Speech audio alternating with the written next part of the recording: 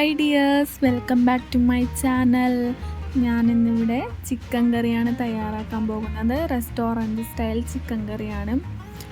ചിക്കനിൽ ആദ്യം തന്നെ മഞ്ഞൾപ്പൊടി ഉപ്പിട്ട് കുറച്ച് നേരം മാരിനേറ്റ് ചെയ്ത് വെച്ചിട്ടാണ് കുക്കറിലോട്ട് ഇടാനായിട്ട് പോകുന്നത്. ഞാനിവിടെ അടച്ച് വെച്ചിട്ടുണ്ട്. ഫ്ലെയിം കൂട്ടി വെച്ചതിന് ശേഷം 2 വിസിൽ അടിക്കുന്നത് വരെ വെയിറ്റ് ചെയ്യാം. വിസിൽ പോയതിന് ശേഷം തുറന്നെടുക്കാം. അപ്പോൾ 2 വിസിലടിച്ച് ഞാനിവിടെ തുറന്നെടുത്തിട്ടുണ്ട്. എന്നിട്ട് നമുക്കൊരു മിക്സ് തയ്യാറാക്കാം. ഇഞ്ചി, വെളുത്തുള്ളി, പച്ചമുളക്, ഉള്ളി എന്നിവ ഇട്ട് ചതച്ചതിന് ശേഷം എന്നിട്ട് ഇതിലോട്ട് ഞാൻ 2 ടേബിൾ സ്പൂൺ മുളക് പൊടി ചേർത്ത് കൊടുത്തിട്ടുണ്ട്.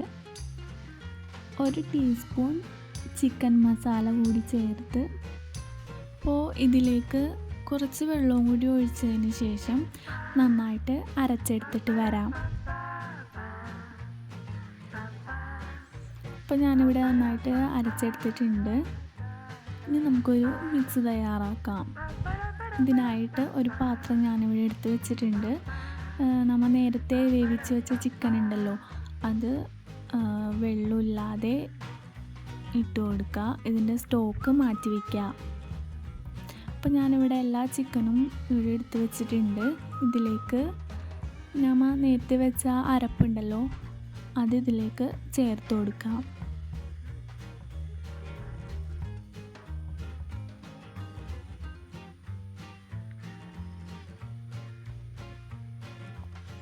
ഞാനത് മുഴുവനും ചേർത്ത് കൊടുത്തതിന് ശേഷം നന്നായിട്ട് മിക്സ് ആക്കി എടുക്കാം. ഈ സമയത്ത് ഉപ്പ് ചേർക്കാവുന്നതാണ്, ഉപ്പില്ലെങ്കിൽ മാത്രം. എന്നിട്ട് നന്നായിട്ട് മിക്സ് ചെയ്തെടുക്കാം. അപ്പോൾ ഇത് നന്നായിട്ട് ഞാൻ മിക്സ് ചെയ്ത് എടുത്തിട്ടുണ്ട്. ഇത് കുറച്ച് നേരം മാറ്റി വയ്ക്കാം. അപ്പോൾ ഞാനിവിടെ ഒരു പാൻ എടുത്തിട്ടുണ്ട്. ഇതിലേക്ക് വെളിച്ചെണ്ണ ഒഴിച്ച് നന്നായിട്ട് ചൂടായതിന് ശേഷം ഞാനൊരു 3 സവാളയാണ് എടുത്തിരിക്കുന്നത്. അത് നന്നായിട്ട് വഴറ്റി കൊടുക്കാം. ഈ സമയത്ത് സവാള ഒന്ന് വഴന്ന് കിട്ടാൻ വേണ്ടി മാത്രം ഒരു നുള്ള് ഉപ്പിട്ട് കൊടുക്കാം.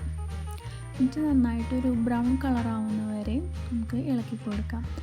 അപ്പോൾ നമ്മുടെ സവാളൊക്കെ ഇവിടെ വെന്ത് ഇഞ്ചി, വെളുത്തുള്ളി, പച്ചമുളക്, ഉള്ളി ചതച്ച് വെച്ചത് ചേർത്തിട്ടുണ്ടായിരുന്നു. അതിന് ശേഷമാണ് ഞാൻ തക്കാളി നന്നായിട്ട് അരച്ച് വെച്ചത് ചേർത്തത്. അപ്പോൾ ഇത് നന്നായിട്ട് വഴന്ന് വന്നിട്ടുണ്ട്. ഇതിലേക്ക് 1 ടേബിൾ സ്പൂൺ മുളക് പൊടി ചേർത്ത് കൊടുക്കുക. ഒരു 1/4 ടേബിൾ സ്പൂൺ മഞ്ഞൾപ്പൊടിയും 1/2 ടേബിൾ സ്പൂൺ ചിക്കൻ മസാലയും ചേർത്ത് നന്നായിട്ട് ഇളക്കി യോജിപ്പിക്കുക.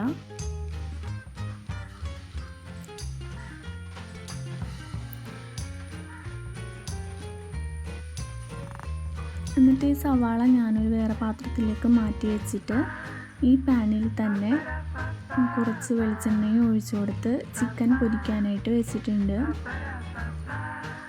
നല്ല രീതിയിൽ തന്നെ മുരിഞ്ഞ് വരണം.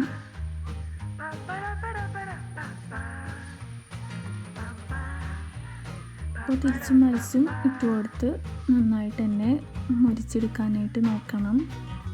അപ്പോൾ ഇവിടെ ഞാൻ മറിച്ച് ഇട്ടിട്ടുണ്ട്. ഇതുപോലെ എല്ലാ ചിക്കനും ഞാൻ പൊരിച്ചെടുക്കുന്നുണ്ട്.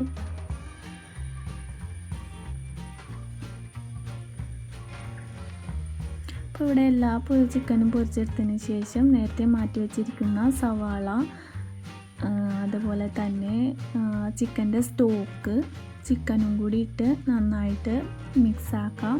അപ്പോൾ ഇതിൻ്റെ വീഡിയോ എടുക്കാനായിട്ട് ഞാൻ വിട്ടുപോയതാണ്. എന്നിട്ട് നന്നായിട്ട് തിളപ്പിച്ചെടുക്കാം. അപ്പോൾ ഇതിനകത്ത് വേറെ വെള്ളമൊന്നും ഞാൻ ചേർക്കുന്നില്ല. ഈ രീതിയിൽ തന്നെയാണ് എടുക്കുന്നത്. എന്നിട്ട് മൂടി വെച്ച് കുറച്ച് നേരം തിളപ്പിക്കുക.